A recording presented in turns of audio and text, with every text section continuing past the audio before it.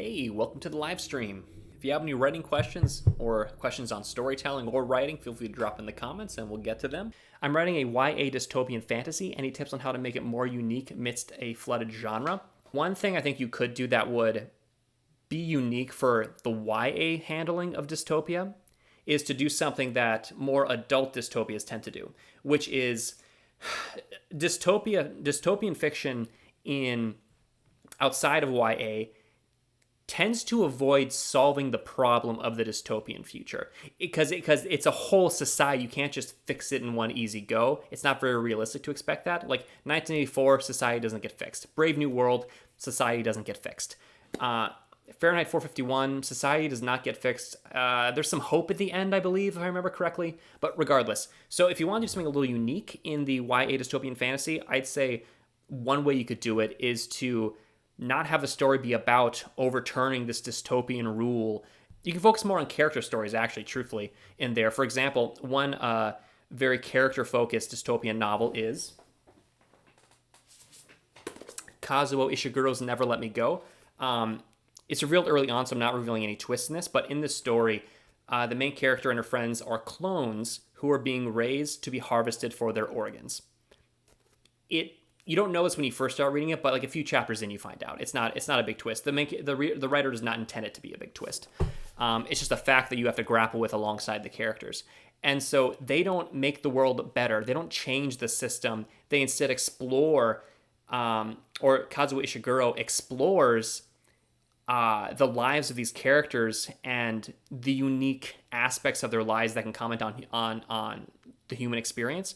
Because, for example, it says, when writing this, what Kazuo Ishiguro wanted to explore in this novel was what it would feel like to be young, but to have the sense of mortality that an older person would have. To see your life flashing ahead much more quickly than what you would normally in a life where you didn't have any kind of sicknesses or anything. And so these characters live a very shortened life. And it kind of contemplates that mortality. So if you want to inject a little freshness into YA dystopian fantasy, that might be one way.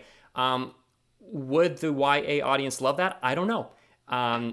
It's hard to say. It can be a little depressing, but it also would be, I think, kind of daring. It could be really cool. It's also realistic. There's no like magic bullet solution to a dystopian society, especially because I can't remember which story kind of comments on this. It might be an Ursula K. Le Guin story, but all societies are a dystopia to someone. Like there are people, like in America right now, obviously, and historically, like Black Americans face a lot of issues on the street with police brutality and things like that. Like there's so many things where our society can be very much a dystopia to particular groups of people. And so we all kind of live in dystopias, and they're not easy to resolve. How do I write chemistry between characters who are completely different? Character chemistry is, in my opinion, I define it as a warm, affectionate connection that is sharpened by the characters' differences. So to create chemistry between characters, whether they're lovers or not, is just to make sure they have something they can appreciate about each other and have in common, whether it's a shared interest, a shared belief, a shared passion, something they can bond over. That's good. And the chemistry comes in when you have their differences kind of revolving and creating friction around that. Because frictionless dialogue, frictionless interactions, in other words, between people who are completely alike, isn't interesting. There's no drama to it. There's no growth to it. And so if you want to create chemistry between two characters, the fact they're completely different can be good as long as you give them something to actually be bonded over, whether it's a mutual respect, a love for something, or whatever it might be. An example I did a few weeks ago, I did a video on this actually called Creating Character Chemistry. And the example I gave was from Outlander. The two characters, one is is it a 17th century Scotsman? I can't remember his century. Hundreds of years ago, Scotsman as Jamie, and then Claire is like a 20th century nurse from around the World Wars. And their commonality, their connection is like they both have very strong moral compasses and they have incredible faith in each other and trust in each other. But they have different views about the world because of when they came from and things like that. So that creates friction, but they still have that warm core that kind of connects them. How can I effectively use a red herring? Red herrings are fine when they don't feel cheap. when they don't feel like an unfair misleading. So what I would say is if you're going to use a red herring, don't just give a red herring and then hide the truth until the end and then reveal it in a grand reveal. Instead, give us the red herring, but also make sure you're giving hints to the truth. But just make sure the red herring is distracting us enough from the hints that we don't realize the truth. Because as long as you have the hints in there, that is giving the reader a plausible, or you're giving the reader a reasonable amount of information to see around the red herring, so it doesn't feel as cheap. How do I get out of a writer's block? How do I beat writer's block?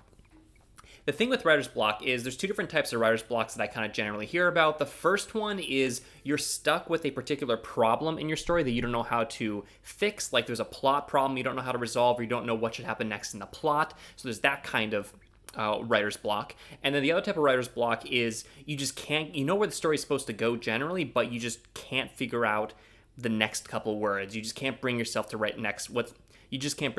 what's next on the page.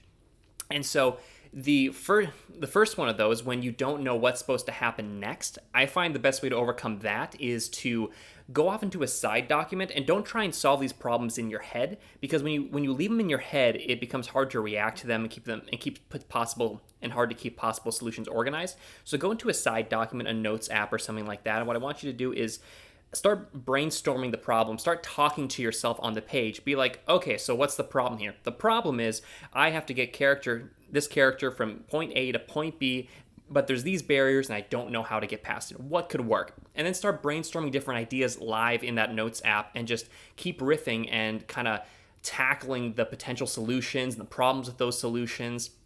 And that's how I like to overcome not knowing what needs to happen next in a story. So that's how you beat that kind of writer's block. But the writer's block of you know generally where you want to go, but the words just won't come out. The big barrier there is the fact that you have too high of expectations for yourself about what's to come out. Because the thing is, you can keep writing if you want to, but you don't want to write something poorly, and that's kind of what's keeping you from putting words on the page. You don't want to put words on the page that will have to be changed later or even deleted later. You want to just get it right. And so to overcome that kind of writer's block, what's important to do is to give yourself permission to write poorly, because you never solve these problems by not writing. By not writing, you're actually being less productive than if you wrote a lot and had to get rid of most of what you wrote. So that's the key to getting rid of the second type of writer's block, is just lowering your expectations, because they're a little unhealthy if they're blocking you from writing. So lower your expectations, get comfortable with the idea of writing poorly, and understand the fact that just because you're writing a messy first draft or that the words aren't coming out very well, that doesn't make you a bad writer.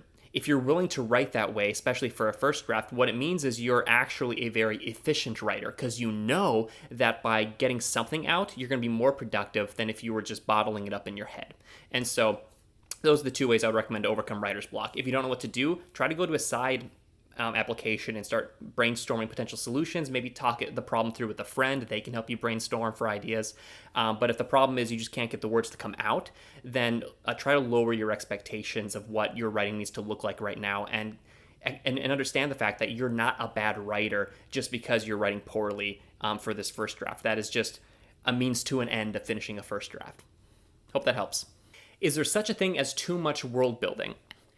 Yes and no. We'll use the iceberg analogy. So, you have the whole iceberg and you only ever show like the tip of the iceberg. And that's the stuff that implies the weight and mass of a full iceberg beneath it. So when you world build, you have to do more than just the tip. Otherwise, you won't feel as well thought out as you think. There won't be this underlying consistency and depth to it that will make it feel like a real world. So you want to do more world building than you ever show the reader.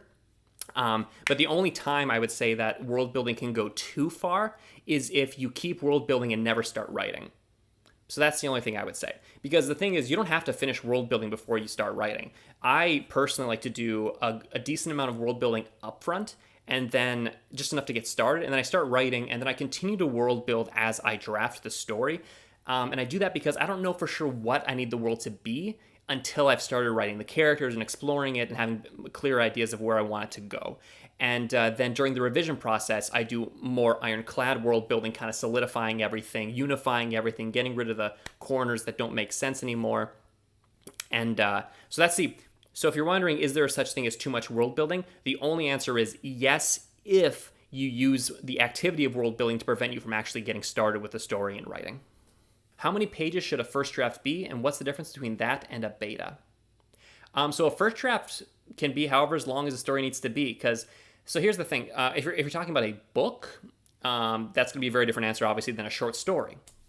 Short story, pages isn't the best way to think about it because pages will depend on the font you use and the spacing.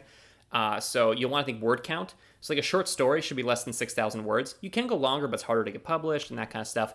But generally, the final short story will be 6,000 or less. But write bigger if you need to. First drafts can definitely be bigger. I like to let first drafts be as long as they want.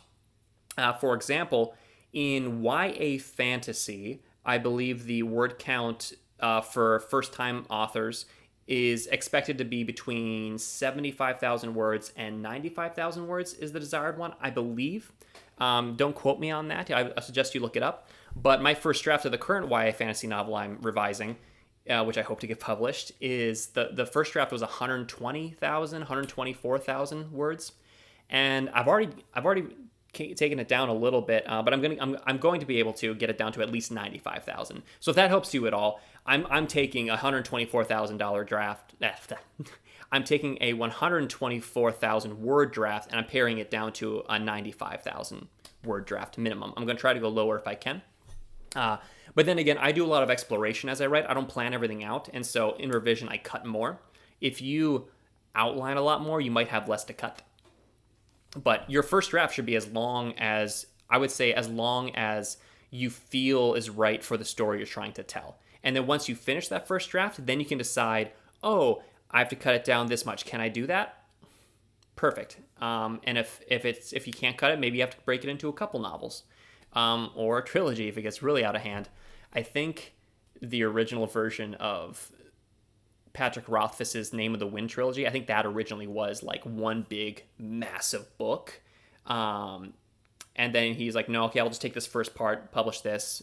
Then you need the second part. I think he's still revising the third part. Hasn't gotten it out yet. But originally it was all like one massive tome.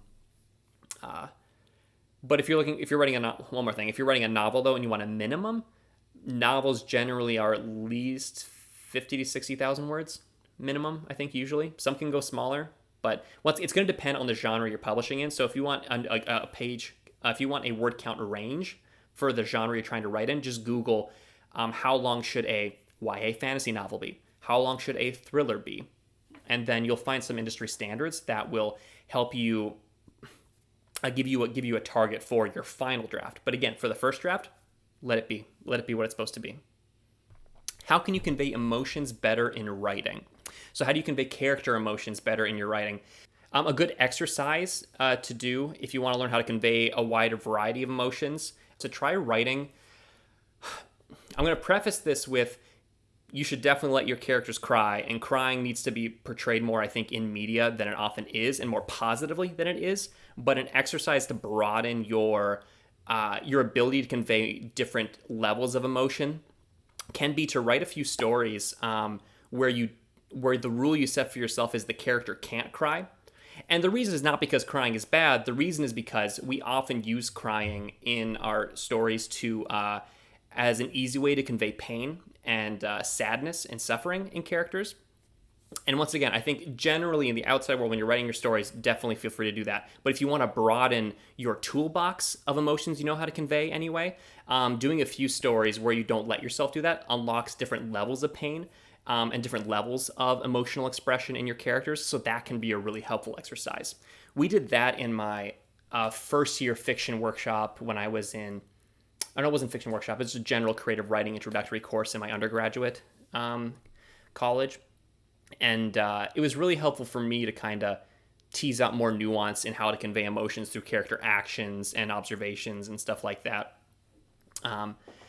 But again, giving that advice as an exercise, remember it's just an exercise. Don't ever just say I'm not going to let characters cry, because tears are actually I think our culture undervalues them and kind of shames people for them in a way I don't think is good. And by incorporating them into your stories, you can then actually help improve people's view of crying and healthy expressions of emotions. But as an isolated exercise. It can be a helpful thing to do. How do you begin a story with action, but also the average everyday life of the main character? So when people say start with action, I think we often think of, oh, I have to start with someone's got a gun to their head, or someone's running from someone else, or something violent is happening.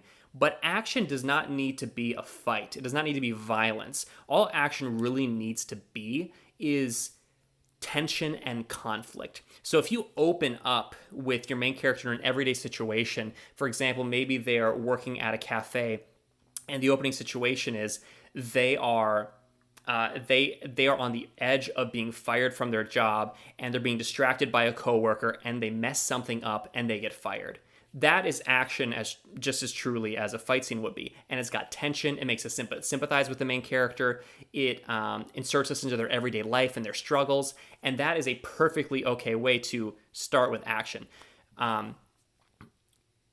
So that's an easy way to broaden. If you're thinking of the advice of to start with action, but also with the character's everyday life, try not to think of action as having to be violence or life-threatening. It can literally just be an everyday conflict or struggle the main character is dealing with. Do you think it's bad for an author's brand when they write for more than one genre? It's debatable. Traditionally, the advice, and I think this still broadly holds true, is to stick with one genre because it's easier to build an audience and to get people consistent with your brand. But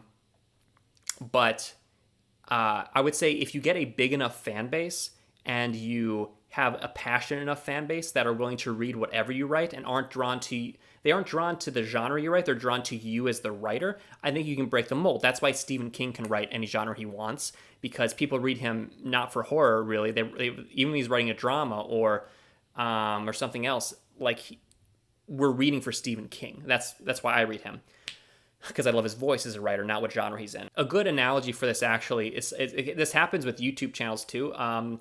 What's his name? Jaga Draws or something like that. I can't remember his name exactly. He's a big art account, and he creates a bunch of.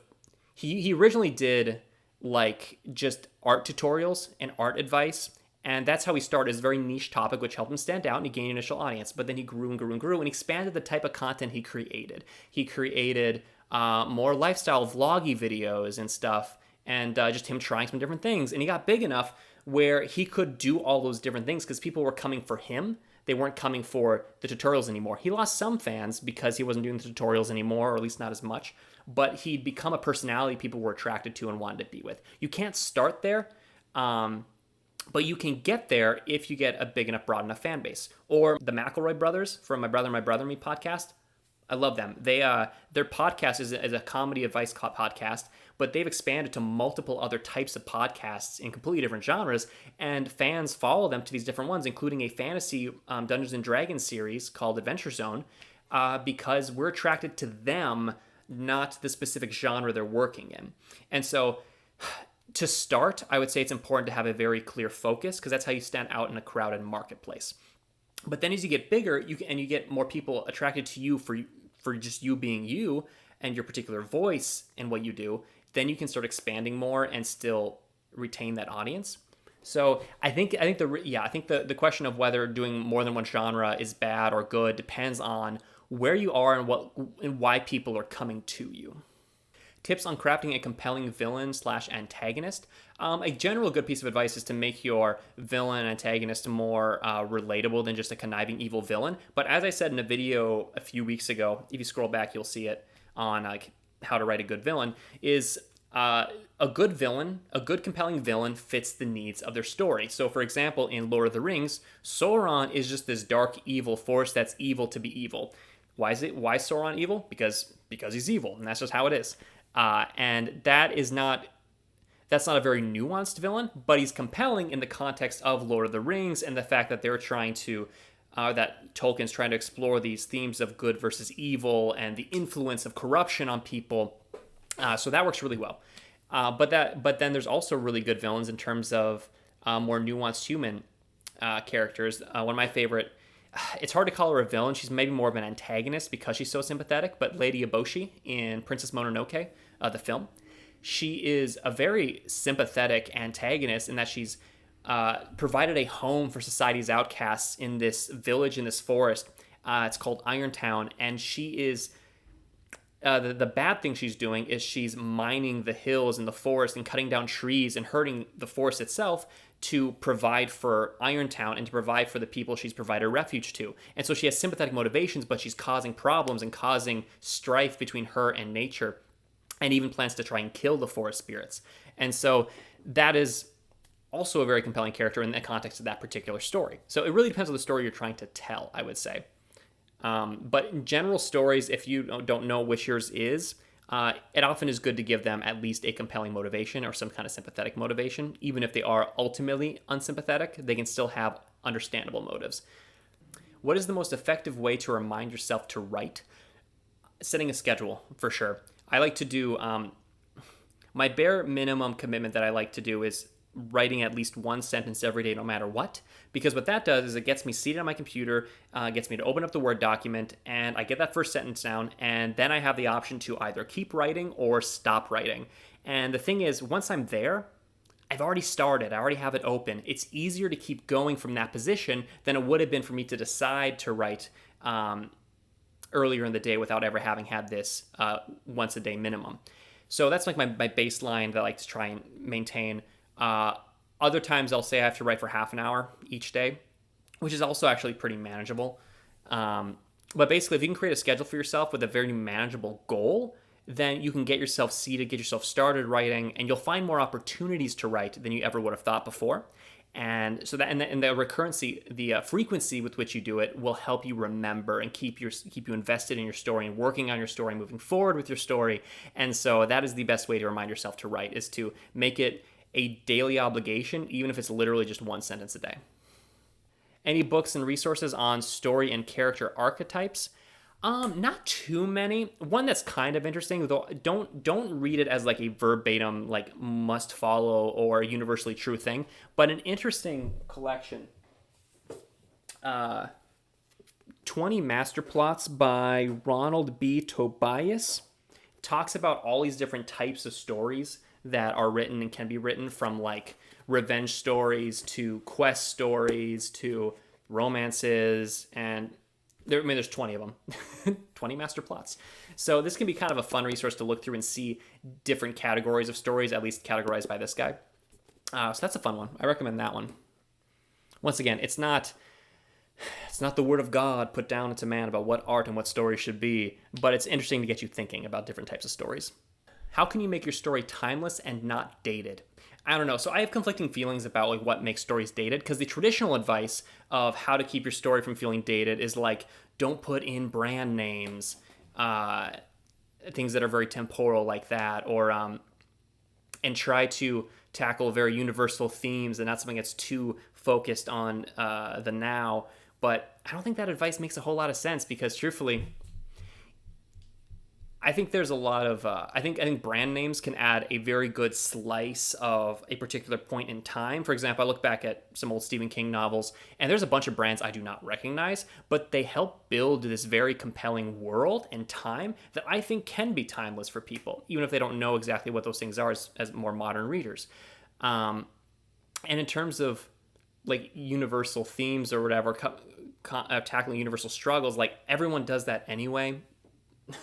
And if there's like if you're tackling like a very current event kind of an issue, I still think that can be timeless, because people will look back and study it. Like, for example, people looking at literature about the AIDS pandemic, or like with counterculture, 60s, 70s, all that stuff, like whenever, or the Vietnam War protests, like they become slices of that time, and we look back and study it as like indicative of the era, so it still has value. And so I don't know, I feel like the best way to make a story timeless, if you have to have some kind of advice, is basically to do your best to tell a very true and heartfelt human story, and if it resonates with people enough, it'll be timeless. If it doesn't, it'll pass after a time, and that's totally okay. Most stories by most writers will not persist in time longer than the life they live. And that's that's just how it is, and it's totally okay. It's a fact of life. I think we sometimes when we're trying to write something to be remembered, we don't really think about the full context of time and how art does fade away. Because, for example, if you think of writers from the 20th century, if I asked you to give me names of writers from the 20th century, you could name quite a few. If I asked you to give me the names of writers from the 19th century, suddenly you have them in your mind, but there's fewer of them. 17th century, fewer yet. And it gets to these very small numbers of people that everyday people are able to remember. And most of the writers from those times, though, are gone. A vast majority, no one remembers their work or talks about their work except maybe the occasional very distinct academic. Shakespeare's time, like, I know Shakespeare, there's others from his time that I know some academics know about, but I don't really know about any of the other ones. And so it's like, our stories will be forgotten. It's just a question of when. When will they be forgotten? It's impressive if a story lasts longer than your lifespan. That is a very impressive thing. If it lasts twice as 2 generations past your lifespan, that is even more impressive, but highly unlikely. And so I think if we get over-focused on trying to write stories that will stand the test of time, we're kind of investing in something that's going to fade away anyway. So I think it's more important to just focus on, like, don't write to be remembered, write for the people who are here today. And it's a good thing to do. You're still doing meaningful writing work by writing for just the people in your life or the people in your generation, even if they're the only ones who see it. That's not a bad thing. So that's, in terms of like creating timeless works, you can do it to an extent, but it's not truly timeless. What really probably is going to happen is it might last a generation after you're gone, but all our stories will eventually go, not to be depressing. But I think it's better to accept that, because then you can really focus on the people you're speaking to today and see the value in making an impact in people's lives today with our generation and our lives. And so, yeah, that was kind of a rambling rant on timelessness in literature, but yeah. All right, everybody, thank you so much for coming on the live stream today. I hope to see you guys again next week. See you later.